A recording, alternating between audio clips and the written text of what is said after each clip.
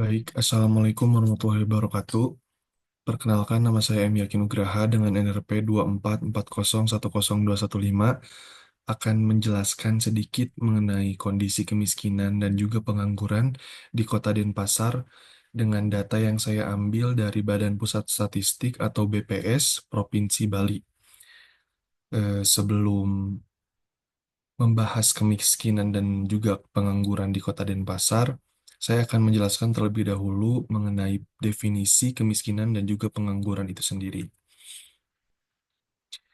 Kemiskinan adalah ketidakmampuan seseorang atau kelompok untuk memenuhi kebutuhan dasar, sedangkan pengangguran adalah kondisi tidak bekerja sama sekali, sedang mencari kerja, atau sedang berusaha mendapatkan pekerjaan yang layak.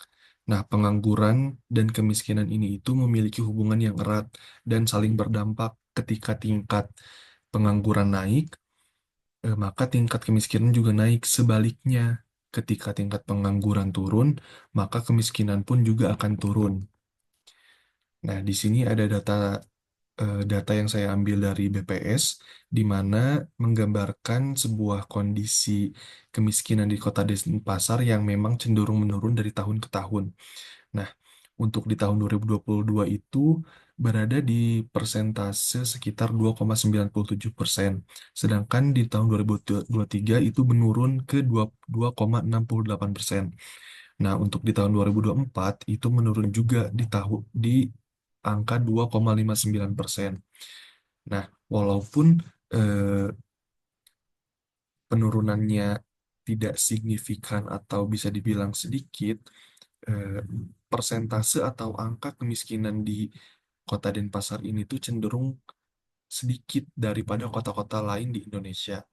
Nah, Kepala Badan Pusat Statistik atau BPS Provinsi Bali, yaitu Bapak Endang Retno Sri Subiandani pun mengatakan bahwa tingkat kemiskinan Bali turun terlihat dari beberapa fenomena seperti ekonomi Bali yang sudah mulai pulih, penyerapan tenaga kerja yang semakin baik, juga konsumsi rumah tangga yang sudah meningkat. Seharusnya kemiskinan pun turun dan itu pun terbukti dengan data-data yang sudah dijelaskan oleh saya tadi. Untuk selanjutnya ada kondisi pengangguran di Kota Denpasar dari tahun 2022 sampai 2024. Nah, untuk kondisinya ini tuh di tahun 2022 Kota Denpasar ini tuh memiliki data sekitar 29.429 orang pengangguran dan turun di tahun 2023 menjadi 12.379 yang lebih dari 50% gitu. Ini sebuah peningkatan yang bagus. Walaupun di tahun 2024-nya hanya eh, turun sekitar 4 ribuan menjadi 8.852. Itu pun udah bagus untuk penurunan pengangguran di Kota Denpasar ini.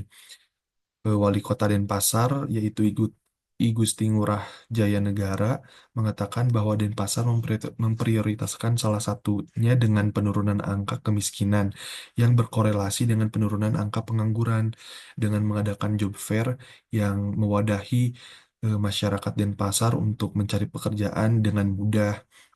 Terus juga dengan mengadakan kerjasama pendidikan, dukungan dari swasta untuk bantuan modal kerja itu juga sangat penting untuk eh, mengurangi tingkat pengangguran di Kota Denpasar ini.